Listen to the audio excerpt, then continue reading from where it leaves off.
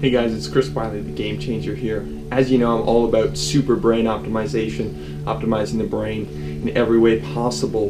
And one of the biggest keys to optimizing your brain is quantifying your brain, imaging your brain to see where it's at and then how you can improve it. And you may also know that I'm a disciple of the Shaolin Temple and practice really advanced Tai Chi. And it'll be really cool today to quantify how my brain actually improves from Tai Chi practice. There's a lot of kind of woo-woo type mentality surrounding Tai Chi meditation. It's really cool now with advanced brain imaging and neurotechnologies. We can quantify how the brain actually improves from practice. And I'm here today with my good friend Dr. Peter Deshane. Hey there. It's nice. It's special treatment today here, Chris. Nice. So what we're doing here is we're prepping up the ears and the scalp so that we get a really good recording. Make sure we get good strong impedance measurements. The electrical signals we're reading are actually the electrical signals from the brain, as opposed to say electrical muscles or electrical signals from muscle twitches or blinks or jaw clenches, that kind of thing. One of the things you need to know when you're getting a cue, you're going to have a bad hair day. So if you ever find yourself working with Chris and I, make sure that you bring a baseball cap for after the cue. Don't worry guys, it's all worth it. It's pretty cool when you see your brain. And no matter where you're at, even if you're a high performer like me and Dr. Peter, a whole bunch of people we work with, there's still even the fine tuning and tweaks of the brain that can just lead you to the next level. And kind of set you free, eh, Doc? It does. It does. I've yet to see a brain that's optimized, even for the high performers. Just put a hand right there for me, please, Chris. Everybody's got a hiccup in their neurology. It's just high performers tend to find workarounds. My hands relax down. And people who are really having issues or just have really compromised systems, everything just kind of shuts down on them. Let's see, I just got to get the impedance meter. My brain was a little bit the opposite. It was just so high strung and constantly kept going. You couldn't shut it off, couldn't balance it. So it'd be interesting to see where I'm at today after several years of now Tai Chi Qigong practice to see, is this stuff really working? Doc, what type of people are we going to be working with today? We have concussion clients, brain injuries, anxiety, and autism. What are some of the biggest things people should probably know when it comes to concussion based on the brain imaging, brain maps you've seen, and the treatment protocols you've been implementing? What are some of the things that have really been working for people? I think one of the things is to realize that when you have a concussion, that nutritional pieces are important. You need to get what's known as excitotoxicity calmed down. You need to get brain inflammation under control. And you need to give it a bit of time. Oftentimes, one thing that's tough if you've had a concussion is you don't look sick. So a lot of other people might not understand what you're going through. You don't have a broken arm. You don't have blood pouring out of you. So when you're saying to them, like, listen, I can't even watch 10 minutes of a TV program, they might think you're faking or exaggerating. So it's important for them to get educated so that they can support you. And also for you to be, have a certain amount of patience with yourself, but also to seek out therapies like the work that Chris does, like neurofeedback, because they all have the capacity to accelerate your healing. Well, Doc, get better faster. It's a pretty interesting thing, just based on studying neuroscience and how the female and male brains are actually quite different. The male brain is actually much more myelinated than the female brain. And this actually gives females more sensitivity to the environment, but it also makes them much more susceptible to the ill effects of concussion because they don't have that myelin protection around their brain. Interesting. And females actually, they don't fully myelinate their brain till menopause. Actually, it's quite interesting. Yeah, I don't know if you've been noticing it, but I've been working with a lot of young females who have been having really hard times with concussions. Yeah. And I think, females, especially young girls, have to do even more if they sustain a concussion, or anyone who's young, because your brain's less myelinated and more susceptible to injury. I would agree. oftentimes the females that come in here, you listen to the mechanism of injury, and I mean, it's not a small mechanism by any means, but it is, where do we put it? They'll get hit in the side of the head with a soccer ball and get a concussion. Most guys that come in with concussions, it's not the soccer injuries. We see a lot of female soccer injuries. It's the hockey one, but they've gotten plowed with a hockey stick in the back of the head. So usually the mechanism of injury is more intense. And I think there's probably, the myelination is interesting. That makes a lot of sense to me. I think there's probably also another piece to it, which is just size of musculature. That since men have larger muscles, the acceleration, deceleration forces will be somewhat mitigated by that muscle mass. Women, because of their finer structure, are going to experience heavier acceleration, deceleration. And so the brain's going to rattle around a bit more. And probably, although I would be curious to see if estrogen and testosterone both have a neuroprotective effect, but because women's hormones vacillate through the month, there may even be certain times of the month where they're going to be more vulnerable to concussion. Certainly one of the things that they've found repeatedly is levels of hydration, that many concussions don't occur in the first period, they occur in the last period of the game, whether it's soccer, football, or hockey. Mm-hmm. So the importance of hydration through a sporting event, from a brain injury perspective, is paramount. Mm-hmm. And one of the cool things I've actually, through my research, is now recommending for a lot of athletes to consume a beverage either with some coconut oil or MCT oil to provide neurons with ketones and energy to be readily usable in the case that the brain does sustain an injury, that it has more energy and more resilience to deal with it. So perhaps it's a future avenue of pre-workout, pre-sport beverage development. Make a lot of sense to me, because one of the first things that happens when a brain gets injured is it swells. You get inflammation, and that inflammation makes it harder for the brain to actually get the oxygen it requires, because the inflammation pushes the capillaries away from the cells, and so they're getting less oxygen, they're getting less glucose and fuel. Medium chain triglycerides will diffuse against the distance much more easily. Mm-hmm. And kind of that cell swelling, inflammation really increases pressure on the brain, because your skull, it's a fixed size, but when the cells swell, it increases the intracranial pressure, so you get a lot of focus issues, headaches. Headaches are a big one. And yeah, imagine throwing some Jello against a wall, and that's kind of what happens when you get a concussion. Your brain's like a stiff Jello, and that's not a lot of give to that bony calvarium. And kind of lastly, Doc, why don't you just comment on kind of the contra coup phenomenon there? You have the set point of impact, you have other... Say somebody gets hit in the front of the head. So when that happens, basically, the bone snaps back, the brain stays in place, so the bone hits the brain. And then what happens is the brain, because of that hit, goes flying backwards, and as it's flying backwards, usually the skull is flying forwards, right? Because the brain's suspended in liquid in the skull, so it has its own independent momentum. So then the back of the skull hits the back of the brain, and you get a secondary injury site. So coup contre coup in French means blow and opposite blow. And so essentially you've got the original blow in the front of the head, and then you got the opposite blow in the back of the head. And you can have equal levels of severity for both. And just so you guys know, that gel and the little needle being put on, you don't really feel it at all. It just feels like you got like a Spider-Man cap on. I'm super excited though. I haven't cued my brain in over a year. I've done a lot to optimize it, right from the Tai Chi, Qigong exercise, a lot of brain training, a lot of meditation, a lot of use of the neurotechnologies, neurofeedback training. So it'll be really, really interesting to see where my brain's at. And then I'm going to perform really nice, soft, yang-style Tai Chi to help balance the brain. And then we're going to do the post-cue.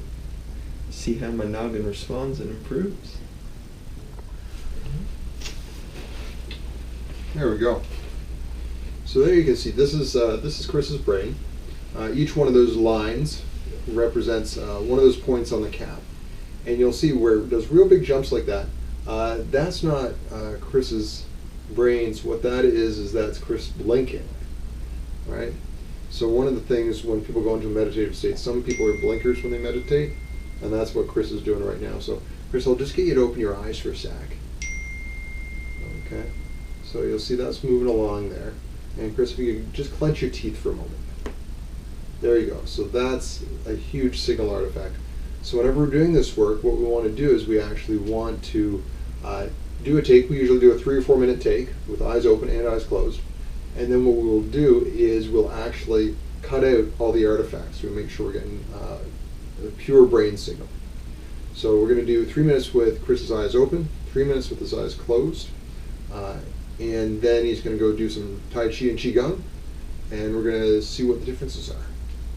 So now we're just going to take this. We're going to get me queued up in that while I'm actually practicing some Qigong.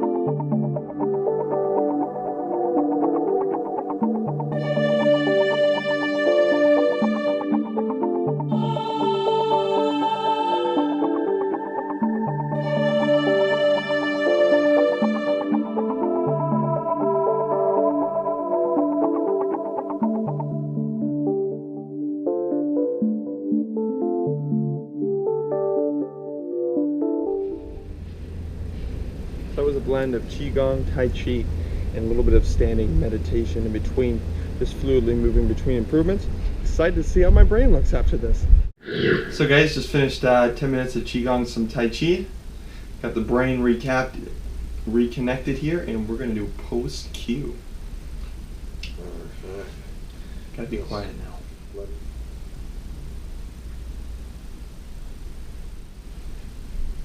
Definitely feel a whole lot more balanced. Also, maybe I drank a little bit too much coffee this morning. But the Qigong Tai Chi there just balanced it, so I think the eye fluttering probably calmed down. Maybe. Or it could be out the way, so we'll see. Hey guys, so we did a QEEG 1 year ago. Came in here, did a QEEG brain map, went outside, did 10 minutes of Qigong Tai Chi, and now we're going to pull up to see what's going on with my brain. Did it improve? Did it get better? Did it get worse? So when we're looking at this is a brain map that is a brain activity from 20 different points, and use those 20 different points to infer a bunch of different information about it. First thing you need to be aware of is these columns. These columns are basically bandwidth at different frequencies. So delta frequency is associated with sleeping. Theta is associated with relaxed, daydreamy reverie, not necessarily too motivated, but a highly creative place. Alpha is relaxed but alert, kind of in the zone when time passes quickly, that kind of idea. Beta is active, focused problem solving. High beta is usually associated with excitement, anxiety, or inflammation, depending on how it shows up in a person's brain. When we're looking at this, the first thing to be aware of is what this color scheme means. So on this top row, the color scheme essentially is taking a look at Chris's brain matched against a normative database. So matched for age and sex, how does he stack up? And typically, green is usually where we want it. Blue is sometimes potentially underactive. Yellow, orange, red, progressively overactive. Now, Chris has a bit of a different brain in the sense that his brain tends to run fairly neurally efficient. So his voltage is just a little bit lower than your average person. Sometimes that's indicative. If somebody comes to me and says they're tired and brain foggy and having trouble thinking, that's indicative of maybe a metabolic issue, like an ATP production issue or a thyroid issue. But if somebody comes to me and says, like, listen, my thinking is fine, I feel great, I focus well, what that says to me is they've got a very efficient brain. And so one of the things, when we take a look at Chris's brain here, it really sticks out is this red T4. This is a temporal lobe issue. When this shows up for people, people will often have issues around some anxiety, getting easily worked up. The other piece that will show up is they'll often be kind of loud in their verbiage. When they talk, their tone is loud. And this is Chris's first map that we did close to a year ago, actually. And so you can see, we've got this interesting phenomenon here. The other thing that we want to pay attention to on this is coherence. So coherence is the crosstalk that happens between different areas of the brain. Essentially, when we're looking at that, we want to see no lines or very few lines. Where we see blue, we have a phenomenon known as hypocoherence. Hypocoherence is where there's a disconnect from that area of the brain. So the call gets dropped too easily. The information transfer is inefficient because it's only partial. And when we look at phase lag is the speed of communication. So where we see blue, there is actually not enough lag, so the communication speed is happening too fast. Where we see red is hyperlag. Hyperlag is where the information is running too slow. So if you have a situation where you have a disconnection and you have a hyperlag, usually that's indicative of a white matter injury because the cables aren't moving properly. They're not moving the information properly. So a myelin issue. And this can create some real issues for people because it's so debilitating to have calls getting dropped easily and a slow speed of information transfer. I always say this is dial-up modem speed, which is, of course, way slower than we'd like. Yeah. So something that I find very intriguing is if we go over and take a look at his brain today, just baseline before we even started. Mm-hmm. So first of all, that's gone. That's healed, right? There's no sign of an injury here. There's nothing going on here or here, here or here. So the bandwidth is opened up, the calls aren't getting dropped, and we've got regular voltage, which is really quite cool. We see alpha is fairly similar. There's some alterations in relative power. Relative power is a power distribution that's going on for Chris. We can see there's a little bit of increase in relative power posteriorly. That's actually something we may want to focus on training up. I look at that and I wonder if you have an old hockey concussion or something like that. What? Just a possible thought, Doc. I've been training the Shaolin martial arts for like 4 or 5 hours a day. Perhaps we're seeing a high amount of delta, especially posteriorly, just because my brain really is and body is really in rejuvenation mode. Okay, that could be it too, where it's going into slow mode to go into recuperation. So that's certainly possible too. Yeah. So that would be something like on a longer term basis I would want to keep an eye on, just in case that's indicative of an old injury. But if it's more of an indication of, no, we're just in rest and digest mode right now, that's just fine. You can see the coherence is cleaned up very nicely. Where we see a little bit of the red here, that's what they call hypercoherence. That's where areas of the brain are a little more locked in with each other. This little bit of red stuff going on here, I wouldn't get too concerned about. That's just a normal variant. It'll probably come and go and flex. Where I tend to get more concerned is where we see real large clusters of hypercoherence. So this is, like I said, about a year ago. This is since then. Now the next piece is to take a look and say, well, what kind of effects have we got going on here? And this is you with your eyes closed. So when your eyes close, you can see there's actually an increased power across the bandwidth, an increase in coherence. So we can see there's an increase in power across here. That's an interesting juxtaposition to the blue that we're seeing here. So it's almost when you close your eyes, your energy comes up. But equally interesting, and let's see if we can pull this up here by just doing some clicking and dragging. This is the raw data with your eyes open. What we saw there, that red, really hot temporal lobe 1 year ago, really kind of matches my experience with the anxiety, emotional issues, and things I was still going through to get better. So it's pretty cool to see how that's kind of shaped up some of the neurofeedback, meditation, brain power, nutrition type stuff. So. Yeah, an absolute confirmation that you're right on track. What's worth paying attention to here is something that we call dominant frequency.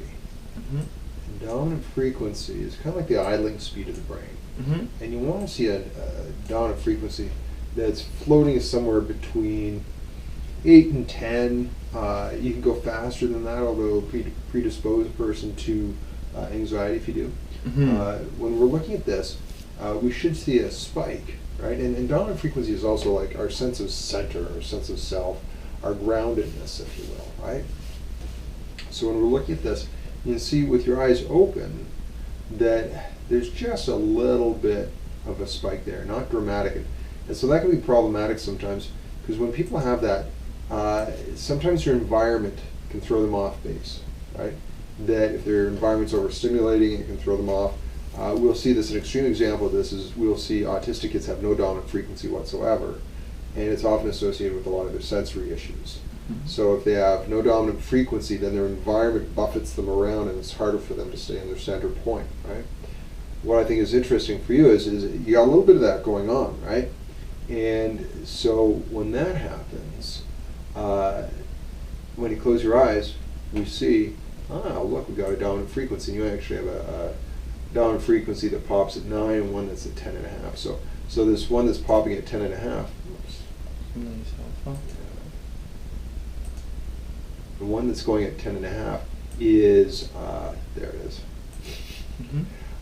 Is that piece that will make you a little prone to anxiety, right? It makes you very smart. When you idle that fast, you're a smart guy.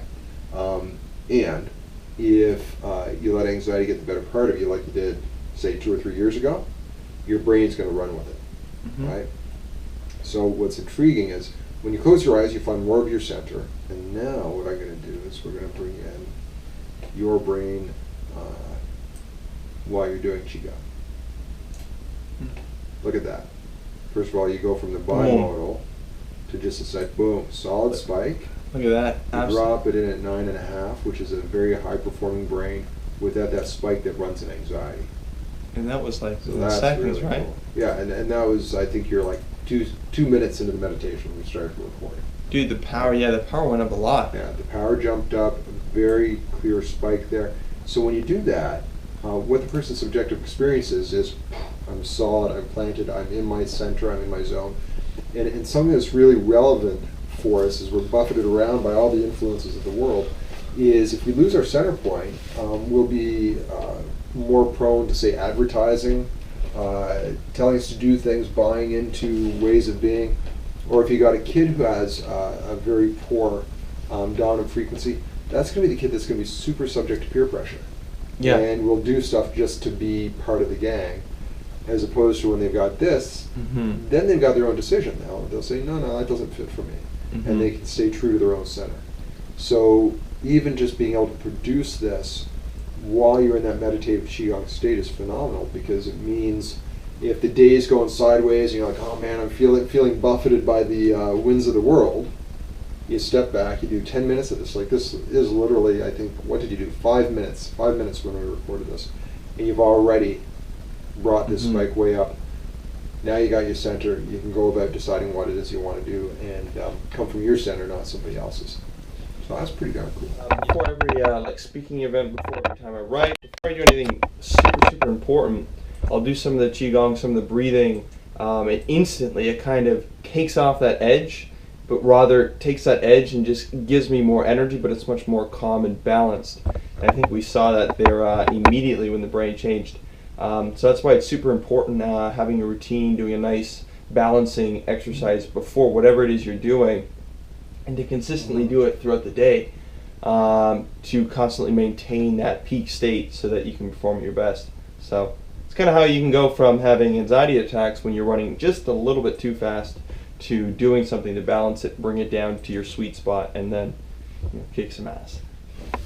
So this is, again, compared to where we started. Ooh, look at the alpha. And so the alpha really fills in, so there's that really nice peak we were seeing. We see an increase in the relative power in the delta. So if this is healing and regeneration, super duper. If it's something Chris stays around for a little while, we may actually want to do some training, because this would be the remnants of, I mean, I know you're like an all-star hockey player. I've yet to meet an all-star hockey player who hasn't had their bell rung once or twice. Yeah. So we may actually just be seeing the remnants of an older injury that would be able to train up really actually fairly quickly. The other thing that's interesting is your coherence increases. Now, in a regular waking brain, you may not want this large amount of coherence, because it can lead to what you might call mental inflexibility, right? In an extreme nature, it can lead to obsessive compulsive. But when we're meditating, it's a different experience. When we're meditating, we are purposefully driving the cohesiveness of the brain so that it fires in rhythm. So you actually do want to see that increase in coherence when you're meditating. And what's intriguing, I think, is your coherence increases, and if you take a look at your phase lag over here, how much the phase lag decreases. So think of phase lag is the brain marching in step and able to crosstalk properly? And particularly, you're looking at some major hubs here in networks like the default mode network, salience network, executive function network. And you can see, particularly at the alpha, beta, and delta levels, a profound reduction in phase lag, which means the cross-communication in the hubs is going to be much better. And one of the things that I like about meditation is you go into a meditative state, you teach your brain how to do this, and it will get progressively better and better at doing that, not just in a meditative state, but in your daily waking state too. I actually think the coolest thing about this is I was doing the meditation without the actual feedback to get that result. We actually can cap people up and do full-out network training to get people meditating at the same time while getting instant feedback on how the specific brain regions networks that we're training are improving from the practice, so it really can be a fast track to... Yeah, you're going to really accelerate people's results. Cool. Yeah. This is post-Qigong with your eyes open. And what we can see here is, it's sort of a certain return to baseline, similar to prior. So one of the things that I'm really curious about is, as we continue this kind of a practice, how these parameters move. Because you can see, when your eyes were closed, we had the phase lag really evening out. With the eyes open, some of that comes back. So one of the things that I think would be intriguing, Chris, as you're doing this work, is to see if we can cap you up and have you doing, instead of eyes closed meditation, doing eyes open meditation, and maintain that same drop in hypophase lag, so that there's a continued connection between the networks, right? And then and I would suspect when you take a look at the people who are the masters of the masters kind of idea, it would be pretty impressive to see just how their brain operates on a daily basis, right? Just being in everybody's, just as they're walking through the day, how is their brain different from other people's?